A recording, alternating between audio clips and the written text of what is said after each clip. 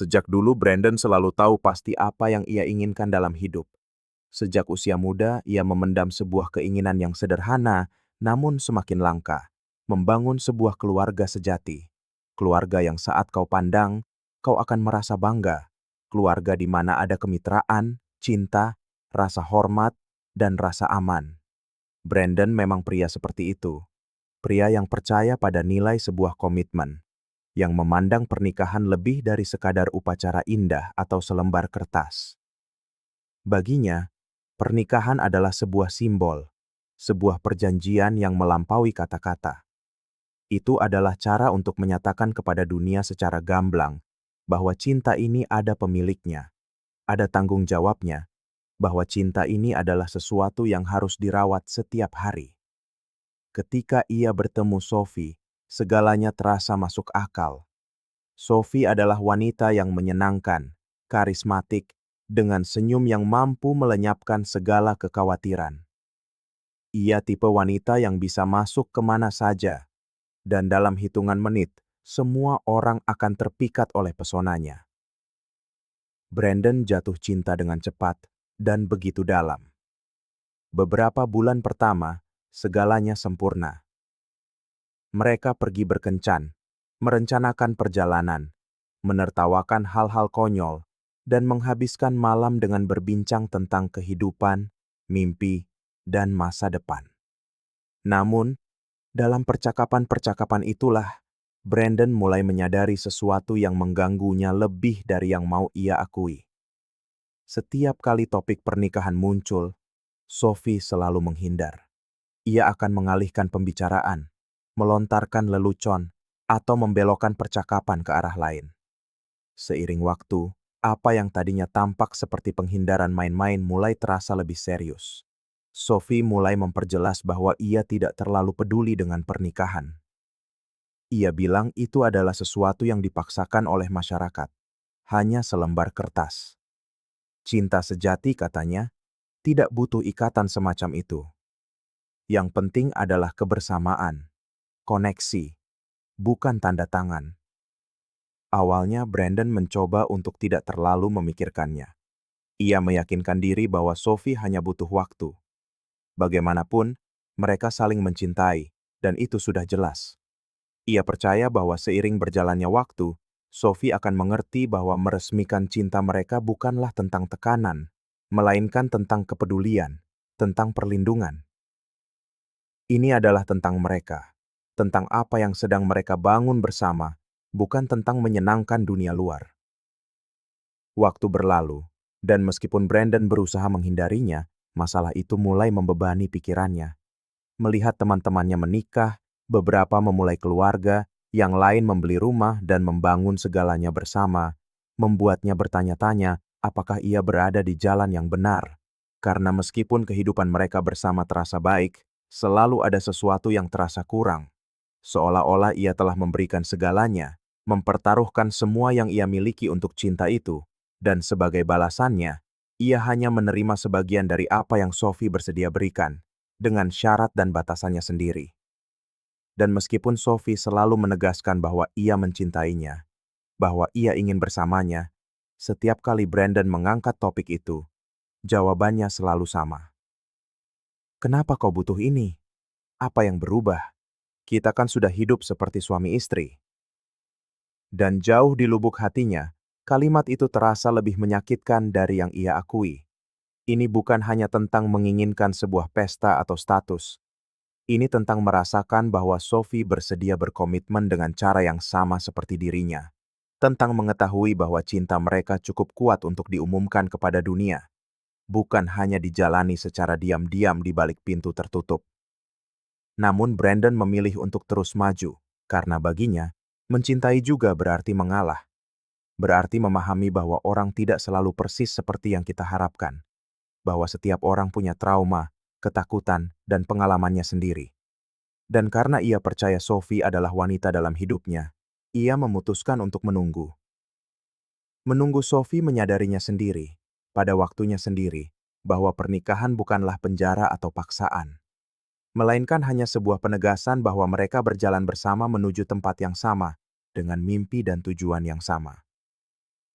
Masalahnya adalah, sementara Brandon meyakini hal itu, Sophie memiliki perspektif yang sama sekali berbeda.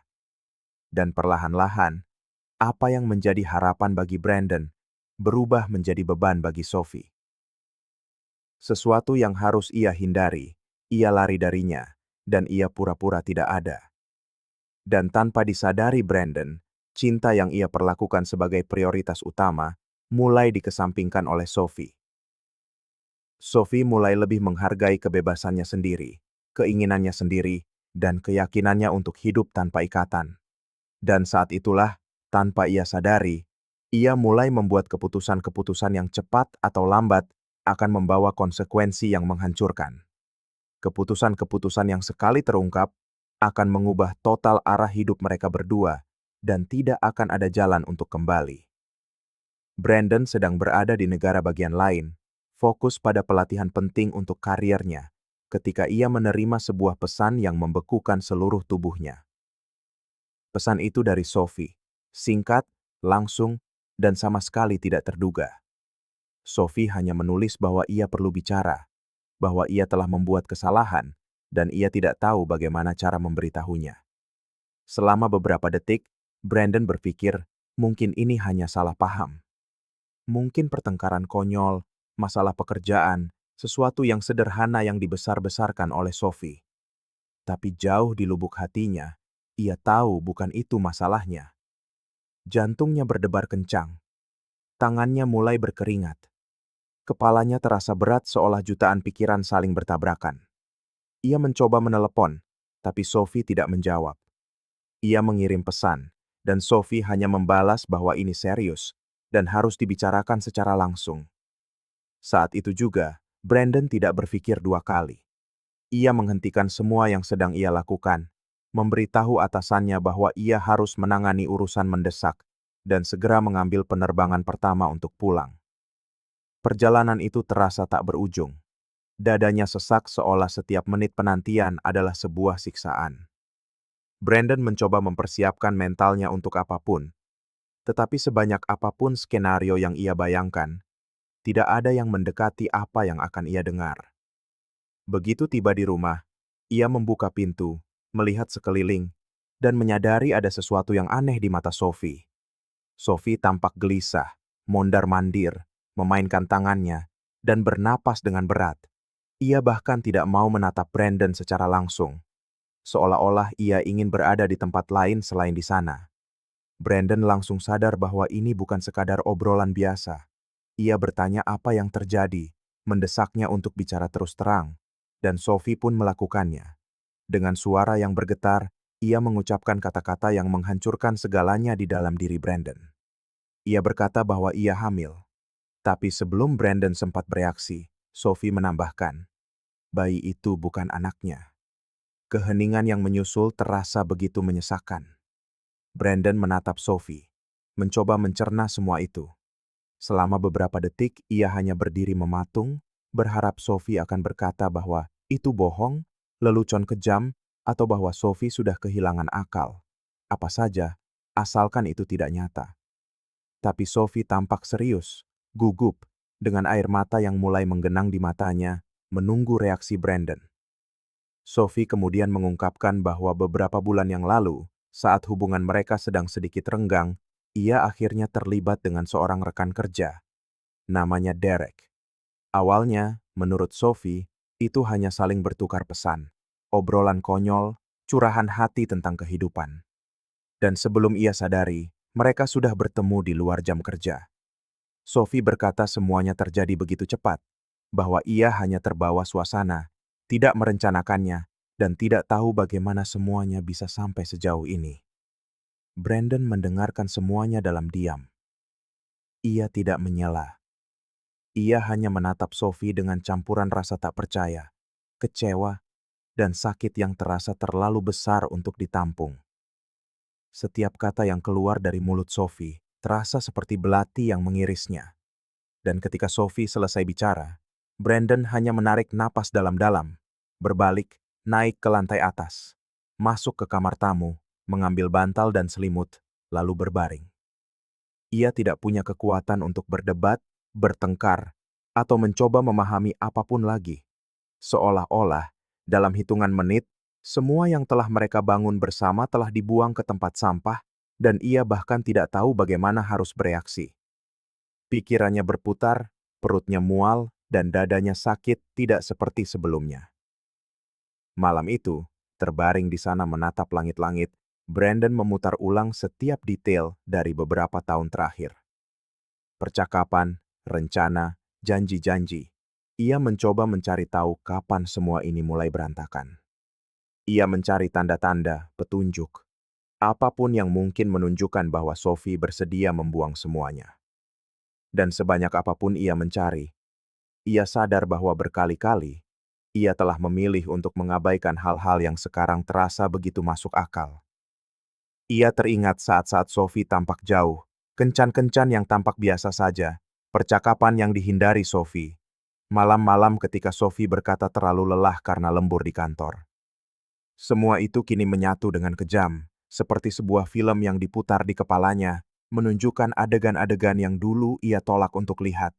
Dan berbeda dari yang mungkin dibayangkan banyak orang, ia tidak merasakan amarah. Yang dirasakan Brandon saat itu adalah kehampaan yang begitu luas, begitu luar biasa, seolah jiwanya telah direnggut paksa.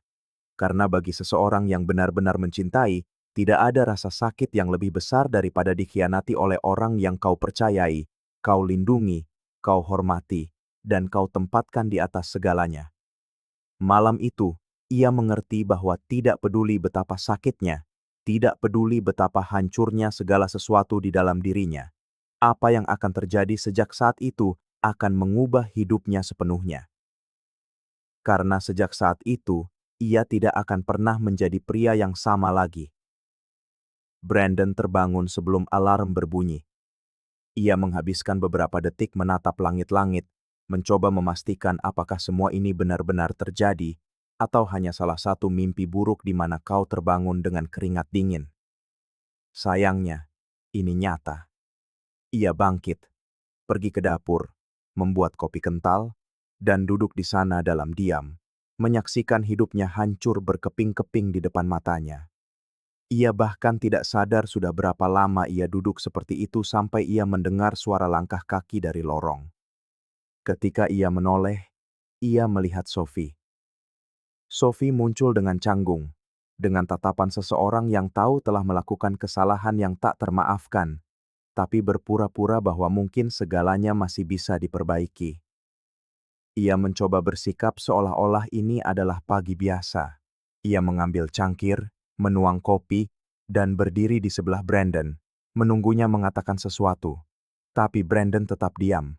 Sophie kemudian menarik napas dalam-dalam dan, dengan suara rendah yang nyaris seperti bisikan, berkata, "Kita perlu bicara." Brandon mencengkeram cangkirnya erat-erat, menatap Sophie, dan menjawab dengan datar. "Bicara soal apa? Kau mau aku membantumu memilih nama bayi?" Sophie menunduk, mencengkeram cangkirnya begitu keras seolah-olah akan pecah. Ia mencoba membela diri.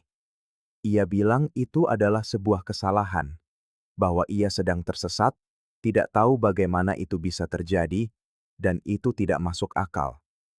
Itu hanya sebuah kekhilafan, bahwa apa yang mereka miliki jauh lebih besar, dan ia tidak ingin membuang semuanya hanya karena kesalahan bodoh. Brandon menahan tawa gugup. Ia memejamkan mata dan menggelengkan kepala tak percaya sebelum menjawab. "Kekhilafan. Kau menatap mataku dan bilang itu kekhilafan. Kau berselingkuh, hamil dengan pria lain, dan kau bilang itu kekhilafan?" Ia menarik napas dalam-dalam, menahan amarah yang meledak di dalam dirinya. "Dan lagi, apa kau memintaku untuk membesarkan anak pria lain? Anak dari pria yang tidur dengan wanita yang secara teori adalah istriku? Omong-omong, kau tidak pernah mau menjadi istriku, kan? Kau selalu lari dari itu, dan sekarang aku mengerti kenapa. Pernikahan berarti komitmen, berarti rasa hormat, dan itulah yang tidak pernah kau miliki untukku." Sophie mencoba menyela, menggelengkan kepala, menangis, dan berkata, "Brandon berlebihan, bahwa tidak seperti itu." Tapi Brandon tidak membiarkannya. Ia melanjutkan, lebih tegas sekarang. Suaranya bercampur dengan rasa sakit dan amarah. Kau tidak pernah mau menikah karena kau selalu ingin membiarkan pintu itu terbuka untuk hal-hal semacam ini. Kau ingin kebebasan untuk hidup sesukamu, untuk memilih kapan kau ingin menjadi pacarku, dan kapan kau ingin menjadi lajang untuk orang lain. Sophie terdiam.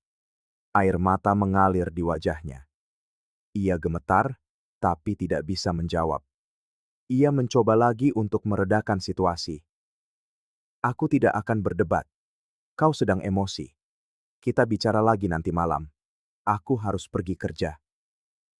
Brandon tersenyum sinis, menyilangkan lengannya, dan menjawab dengan ketus. Ya, pergilah. Kalau berpura-pura hidup ini normal adalah keahlianmu, kau memang ahlinya kan?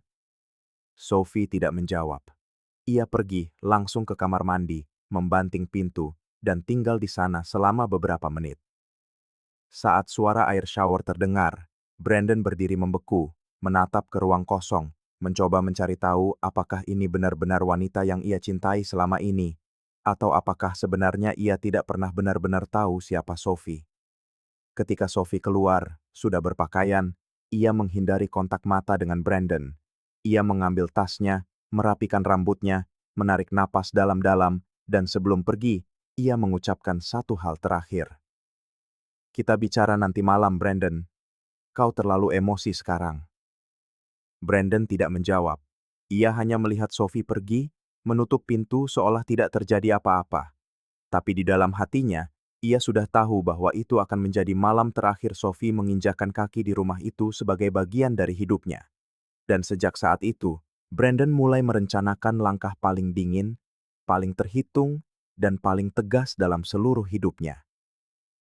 Brandon berdiri tak bergerak, menatap pintu yang tertutup, mencerna semua yang baru saja terjadi. Pikirannya berpacu, tetapi tidak seperti malam sebelumnya, ia tidak lagi merasa tersesat. Kali ini, sesuatu di dalam dirinya telah berubah.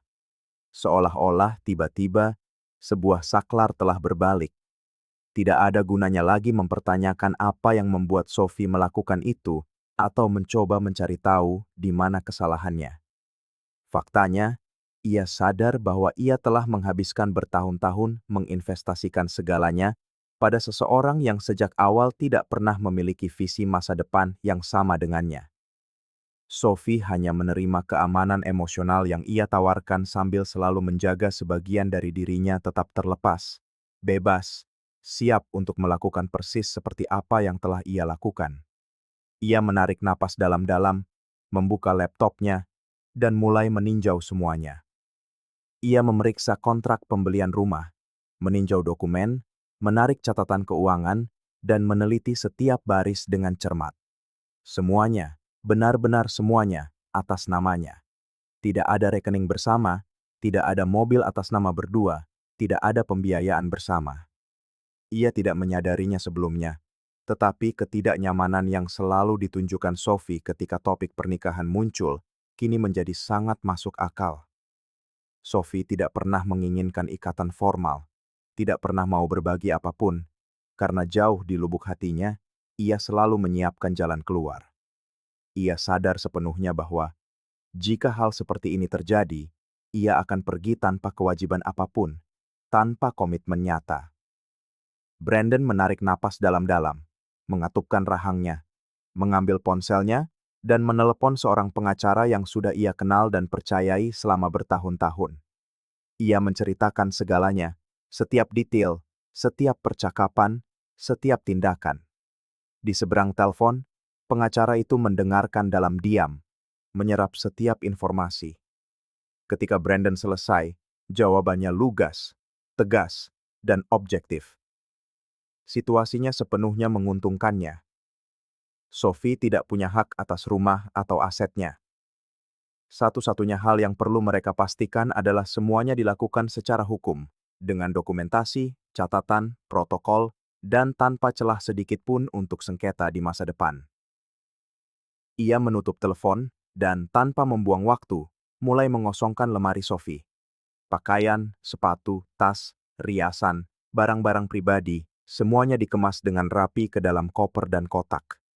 Setiap barang yang ia sentuh terasa lebih berat dari seharusnya.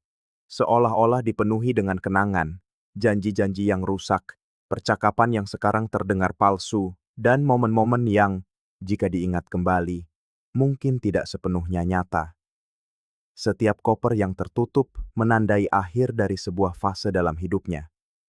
Ketika selesai, ia mengambil selembar kertas, menulis sebuah catatan dengan tangan yang jelas, lugas, dan tanpa ruang untuk interpretasi.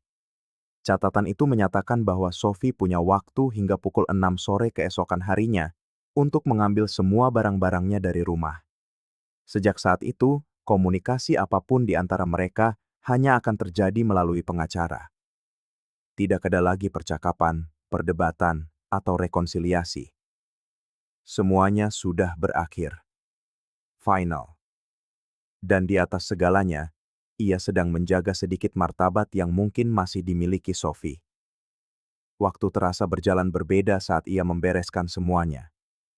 Pikirannya tajam, dingin, dan objektif. Untuk pertama kalinya, Brandon tidak membiarkan emosi mengambil alih. Semuanya rasional, praktis, strategis. Dan entah bagaimana, ini membuatnya merasa hidup kembali, seolah-olah kehancuran ini akhirnya membantunya memahami siapa dirinya sebenarnya dan apa yang mampu ia lakukan. Ketika ia selesai mengatur semuanya, ia memandang rumah itu dan menyadari bahwa tempat ini, yang dulu melambangkan cinta, keamanan, dan masa depan, sekarang hanya terasa seperti sebuah properti. 4 dinding dan atap, tidak lebih. Dan ia tahu bahwa agar ia bisa hidup kembali, tempat ini perlu direnovasi total. Dalam benaknya, ia mulai merencanakan, mengganti kunci, memindahkan perabotan, mengecat ulang, memperbarui segalanya. Menghapus setiap jejak Sophie dari tempat itu. Sekitar pukul 5 sore, Sophie pulang kerja. Ia tiba, membuka pintu, dan terhenti begitu melangkahkan kaki ke dalam. Ia melihat koper-koper berjejer di lorong, kotak-kotak, semuanya terpisah. Wajahnya pucat pasi. Ia berhenti, menjatuhkan tasnya ke lantai, dan berdiri dalam diam, mencoba mencerna apakah ini benar-benar terjadi. Brandon sedang duduk menunggu, persis seperti yang telah ia rencanakan. Ia berdiri, menatap mata Sophie dan berbicara dengan ketenangan yang nyaris mengerikan. Kau punya waktu sampai pukul 6 sore besok untuk mengambil barang-barangmu dari sini. Mulai sekarang, semua urusan di antara kita akan ditangani melalui pengacara. Tidak ada percakapan, tidak ada diskusi, tidak ada banding. Sophie berdiri tak bergerak selama beberapa detik. Lalu, dengan terbata-bata, ia mencoba berargumen. Brandon, kita tidak perlu seperti ini. Kita bisa menyelesaikannya. Aku sudah bilang, itu sebuah kesalahan. Kita bisa melewatinya. Kita punya sejarah, punya kehidupan bersama. Kau tidak bisa membuang semuanya seperti ini. Brandon tertawa, menggelengkan kepala, menyilangkan lengannya, dan menjawab dengan tegas. Aku tidak membuangnya. Kau yang membuangnya. Aku hanya memungut sisa-sisa dari apa yang tertinggal. Sophie mulai menangis, mencoba mendekatinya, mencoba memegang tangannya.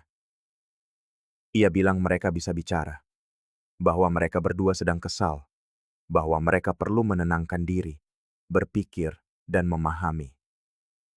Ia bilang Brandon tidak bisa melakukan ini, tidak seperti ini, tidak begitu final. Ia bilang ini hanya masa sulit, bahwa mereka bisa pergi terapi, bahwa ia bersedia memperbaiki semuanya. Tapi Brandon memotongnya seketika. Bersedia sekarang? Setelah hamil dengan pria lain? Setelah berselingkuh di belakangku dengan rekan kerjamu? Apa kau benar-benar berpikir ini bisa diperbaiki? Aku ini seorang pria, Sophie.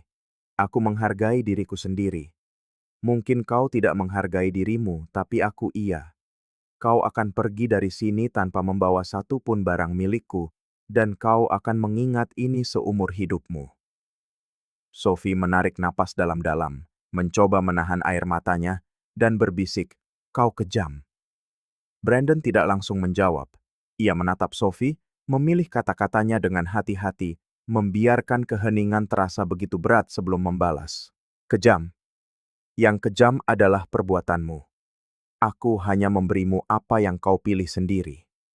Sophie menyadari bahwa ia tidak punya ruang lagi untuk berdebat, berbalik, mengambil koper dan tasnya, lalu pergi sambil membanting pintu di belakangnya. Ia langsung pergi ke rumah ibunya. Beberapa jam kemudian, dan seperti yang sudah diduga, tidak butuh waktu lama baginya untuk mulai memainkan peran sebagai korban. Dia menceritakan versi ceritanya sendiri, versi yang paling nyaman untuknya, dan tentu saja, ia dengan sengaja menghilangkan bagian yang paling penting. Brandon sedang duduk tenang di sofa, memeriksa beberapa dokumen ketika ponselnya berdering. Ia melihat ke layar dan membaca nama yang tertera. Ibu Sophie. Ia menarik napas dalam-dalam, berpikir sejenak apakah harus menjawabnya, tetapi akhirnya memutuskan untuk mengangkat telepon itu. Ia mengaktifkan mode pengeras suara dan tetap diam, hanya mendengarkan. Begitu telepon tersambung, wanita itu langsung menyemburkan amarahnya. Ia menyerangnya tanpa henti, nyaris tanpa jeda di antara kalimat. Kau monster, bagaimana bisa kau melakukan ini? Mengusir wanita hamil. Pria macam apa kau ini? Perbuatan seperti ini bahkan tidak dilakukan pada seekor anjing sekalipun. Kau kejam, dingin, tidak manusiawi. Ini kekerasan psikologis, kau tahu. Kau pikir kau bisa lolos begitu saja? Aku akan melaporkanmu. Ini penelantaran. Ini kekerasan emosional. Aku akan pergi ke kantor polisi. Aku akan membawamu ke pengadilan. Kau tidak akan bisa lolos dari ini, camkan kata-kataku. Brandon tetap diam, mendengarkan semuanya tanpa menyela. Kata-katanya bagaikan pisau yang menghujam silih berganti. Wanita itu berteriak, marah, benar-benar di luar kendali, seolah-olah Brandon adalah penjahat dalam cerita ini, seolah-olah semua yang terjadi adalah kesalahannya. Ia menunggu wanita itu menyelesaikan rentetan amarahnya. Dan ketika ia merasakan jeda singkat saat wanita itu mengambil napas, ia menyela dengan suara yang sangat tenang, tegas, dan terukur. Bolehkah aku bertanya satu hal? Di seberang sana, wanita itu terdiam selama 2 detik, dan Brandon melanjutkan. Apakah dia memberitahumu bahwa bayi yang ada di dalam kandungannya bukan anakku? Aku hanya ingin tahu itu. Tolong, jawab aku. Hanya itu saja. Keheningan yang menyusul terasa lebih berat daripada kata-kata apapun yang bisa diucapkannya. Brandon tetap tak bergerak, menatap ponselnya, hanya mendengar napas berat wanita itu. Seolah-olah ia baru saja tersambar petir. Brandon menarik napas dalam-dalam, menggenggam ponselnya erat, dan menekannya lebih jauh, lebih langsung. Aku sudah mendengarkanmu menghinaku, memakiku dengan segala sebutan. Kau punya begitu banyak energi untuk itu. Jadi sekarang, setidaknya milikilah sopan santun untuk menjawab satu pertanyaan ini. Apakah dia memberitahumu, ya atau tidak, bahwa bayi ini bukan anakku? Keheningan berlangsung beberapa detik lagi, sampai wanita itu mencoba menutupinya. Ini pasti hanya salah paham. Brandon memejamkan matanya, perlahan menggelengkan kepala, dan tersenyum sinis. Senyum yang menunjukkan bahwa ia tahu persis orang macam apa yang sedang dihadapinya. Tanpa meminta maaf atau menarik kembali satupun hinaan yang dilontarkannya beberapa menit sebelumnya, wanita itu langsung menutup telepon. Dan bunyi klik tajam yang mengakhiri panggilan itu, bagi Brandon, adalah konfirmasi terakhir bahwa ia tidak hanya membebaskan diri dari seorang wanita yang telah mengkhianatinya, tetapi ia sedang melepaskan diri dari sebuah keluarga yang hidup dalam kebohongan, rasa tidak hormat, dan kemunafikan. Dan pada saat itu, ia benar-benar yakin, meskipun terasa menyakitkan, ini adalah keputusan terbaik dalam hidupnya. Waktu berlalu, hidup terus berjalan, seperti seharusnya, dengan atau tanpa luka. Brandon fokus pada pekerjaan, mengurus rumah, membangun kembali rutinitasnya, dan yang terpenting, kedamaiannya. Tidak ada lagi pesan, telepon, pertengkaran, atau kontak apapun dengan Sophie. Seolah-olah wanita itu telah lenyap di telan bumi. Hingga suatu hari, Saat sedang minum kopi di sebuah toko roti, ia bertemu dengan seorang teman lama. Percakapan dimulai dengan santai, hingga temannya nyeletuk, sedikit canggung sambil menahan senyum. "Bung, kau tidak akan percaya apa yang kudengar." Rupanya Sophie memberitahu Derek tentang kehamilannya. Tapi coba tebak, Derek dengan tegas mengatakan bahwa bayi itu bukan anaknya, lalu berbalik dan meninggalkannya begitu saja seolah dia bukan siapa-siapa. Brandon tetap diam, hanya mendengarkan, tanpa bereaksi. Temannya melanjutkan, tentu saja, Sophie tidak terima. Dia membawanya ke pengadilan, menuntut tes DNA, bahkan melibatkan hakim. Dan yang mengejutkan semua orang, bayi itu memang anak Derek. Pada saat itu, Brandon tersenyum tipis. Bukan senyum ejekan atau balas dendam, melainkan senyum kelegaan. Karena meskipun jauh di lubuk hatinya ia sudah menduganya, mendapatkan konfirmasi itu memberinya kedamaian. Dan ia memikirkan sesuatu yang tidak pernah ia bayangkan akan ia pikirkan. Seandainya bayi itu adalah anaknya, ia pasti akan merawatnya dengan segenap cinta dan tanggung jawab di dunia, karena ia tahu siapa dirinya. Tetapi ia akan melakukannya sendirian, tanpa Sophie dalam hidupnya. Karena setelah semua yang terjadi, Sophie adalah satu-satunya kepingan yang tidak lagi cocok dalam masa depannya. Temannya tertawa singkat, menggelengkan kepala, dan menambahkan, "Dan kau tahu bagian terbaiknya? Derek harus mengakui anak itu, karena sekarang sudah masuk pengadilan. Sudah resmi, tidak ada jalan keluar. Tapi untuk mengakui Sophie, yah, itu cerita lain." Dia menegaskan bahwa dia tidak mau, tidak akan, dan tidak pernah terpikirkan untuk melakukannya. Brandon memegang cangkir kopinya, menatap ke kejauhan, memikirkan segalanya. Dan ia tidak bisa menahan refleksi yang muncul di benaknya, seolah-olah itu adalah sebuah kesimpulan yang tak terhindarkan. Sungguh ironis. Dia menghabiskan bertahun-tahun mengatakan pernikahan hanyalah selembar kertas, komitmen adalah penjara. Dia tidak butuh ikatan, dia ingin kebebasan. Dan sekarang disinilah dia, hamil, sendirian, dan pada akhirnya tidak ada yang mau mengakuinya. Ia menarik napas dalam-dalam, perlahan menggelengkan kepala, dan dengan ketenangan seseorang yang tahu telah membuat pilihan yang tepat, ia hanya berkata, hidup, pada akhirnya, akan selalu menagih hutangnya, dan tagihannya selalu tepat sasaran. Terima kasih telah menonton video ini. Jika Anda menyukainya, jangan lupa untuk berlangganan ke saluran ini dan nyalakan notifikasi agar tidak ketinggalan video terbaru. Sampai jumpa di lain waktu.